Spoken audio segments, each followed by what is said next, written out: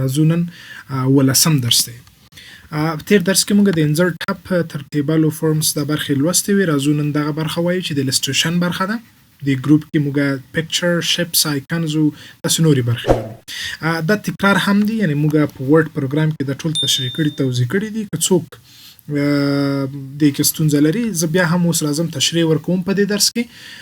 خو بیا هم که چا ورډ لوستی وي هغه ویډیو یې کتلی وي زموږ په یوټیوب چینل کې شته د امید سیرت په نامه، نو په هغې کې دا ټول له جزئیاتو سره توضیح شوي دي. خو زه بیا هم راځم یو کویک ریویو پې کوم او چټکه تشریح ورکوم چې بیا هم تاسو ته تکرار شي. لومړی برخه پکچرز دی. په پکچرز باندې چې کله کلک کوئ موږ ته دوه اپشنه راکوي، پلیس ان سیل او پلیس اوور سیل. کله که تاسو غواړئ چې د اکسل په دغه شیټ په یو سیل په یوه خانه کې یو عکس ځای پر ځای کوي، نو را به شي پکچر ته پلیس ان سیل او بیا به راشئ دلته د دس ډیوایس باندې به کلیک وکړئ. هر چیرې چې تاسو عکس لرئ هغه به انتخاب کړئ. د مثال په ډول که زه ډاونلوډز ته راشم دې کې یو عکس انتخاب کړم او دې ته به ویم انزرټ، نو دغه عکس په سل یا د خانه کې اضافه شو.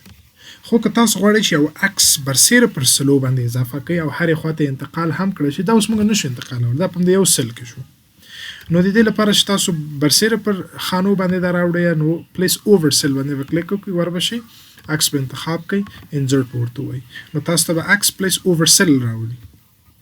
دا کولی شي تاسو سایز کې هم تغییرات راوړئ او هرې خواته انتقال هم کوي په دې شکل.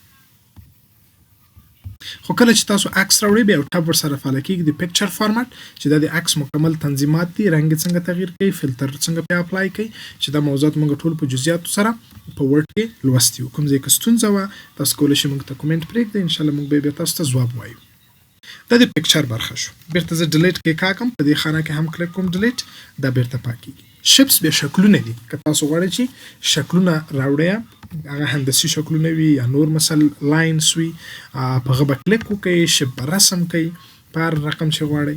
بیا کولی شئ دا شیپ فارمټ ټب فعاله کېږي، دلته رنګ تاسو ور تغییر کړئ، هر ډول رنګ غواړئ د شیپ ورته ورکړئ، له دې ځینه رنګ یې تغییرولی شئ. شیپ آوټلاین په برخه کې د بهرني کوم خطونه چې لري هغه کولی شئ تغییرات پکې راوړئ او ډیلیټ یې کړو. بیا راځم انزرټ ته، بل کوم شیپ مو په کار دی راځئ په شیپ باندې کلیک کوئ. دلته موږ نور مختلف ډیر شکلونه لرو، کولی شئ دا تاسو وکاروئ. خو که چیرې دا شیپونه مثال تاسو داسې شیپ په کار دی چې دلته نشته، یعنې داسې یو شکل غواړئ رسم کړئ چې هغه دلته نه پیدا کېږي، یا د مثال په ډول موږ داسې آیکنو ته ضرورت لرو. مثال په ډول زه غواړم د واتساپ یو آیکن راواخلم، زه غواړم چې د فیسبوک یو آیکن راواخلم، یا د قلم یو شکل راواخلم، خو هغه شی دلته نه لرو. موږ د هغې لپاره بیا تاسو آیکنز برخې ته ورځئ. د چې زه اوس انټرنټ نه لرم نو دا نه کار کېږي، نو تاسو باید آنلاین اوسئ، انټرنټ ولرئ. په ټرایګن چې کلیک وکړئ تاسو ته یو صفحه راخلاصېږي، په هغه کې سرچ کړئ، سرچ کې ولیکئ چې مثلا پن آیکن، بوک آیکن، کمپیوټر آیکن ولیکئ، تاسو ته به د همغو شکلو مطابق شکلونه را پیدا کړي. دا د آیکنز. او همدارنګه 3D ماډلز لرو چې تاسو کولی شئ آنلاین 3D شکلونه راواخلئ، آنلاین درې شکلونه راواخلئ. بله موضوع چې موږ لرو هغه د سمارټ آرټ دی. سمارټ آرټ بعضې شکلونه دي چې تاسو د سمارټ آرټ په مرسته کولی شئ د یو دفتر تشکیلات برابر کړئ، جوړ کړئ، د یو دفتر هغه د کارمندانو کوم جوړښت چې دی هغه ترتیب کړئ، او یا هم کولی شئ بعضې موضوعاتو مثلا په کټګورۍ وویشئ، د هغو ټایپس راواخلئ. د مثال په ډول زه راځم دلته یو موضوع د لیست به راواخلم یا پروسس راواخلم. پروسس کې زه راځم یو شکل راخلم، مثلا دا شکل، او دې ته وایي اوکې.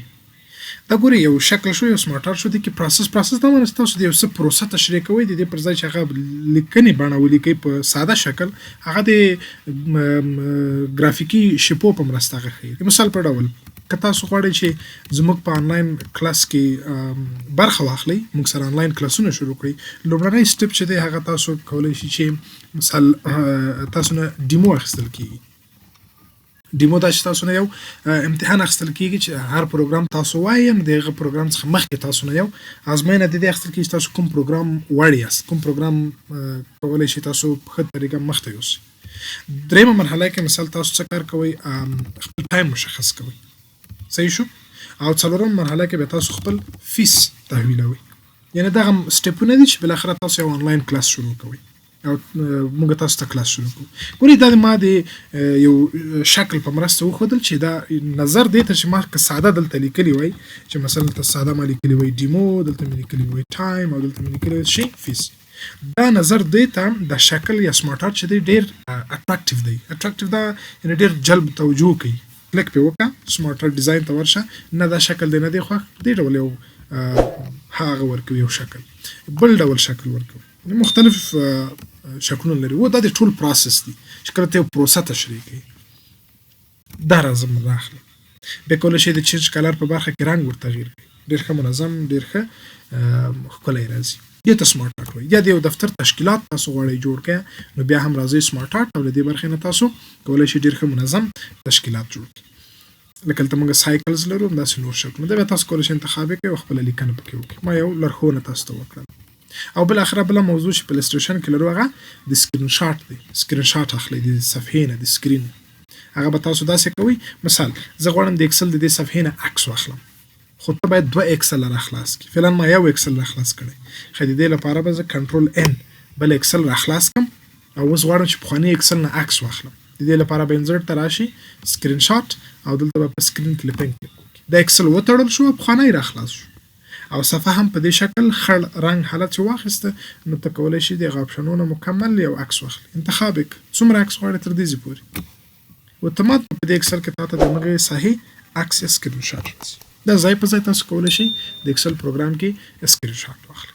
نو دا و د نن ورځې موضوع درس، او انشاءالله په راتلونکي کې به بیا خپلو درسونو ته ادامه ورکړو.